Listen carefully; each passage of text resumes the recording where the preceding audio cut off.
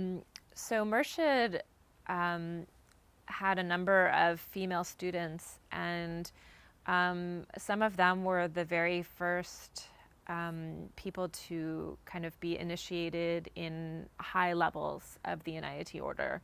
One of his students, or his early students in California, was Rabia Martin, and he designated her as his successor in the Bay Area for the Bay Area Sufi Center after he left this area. So that was a time in history when it was very unusual for women to have roles of high status or of power, and he did the same thing when he was in Europe. Fazl May was one of his early students there, and a number of women kind of held these higher stations. So he always was very, and in his teachings you'll find that he had an appreciation for women as equals.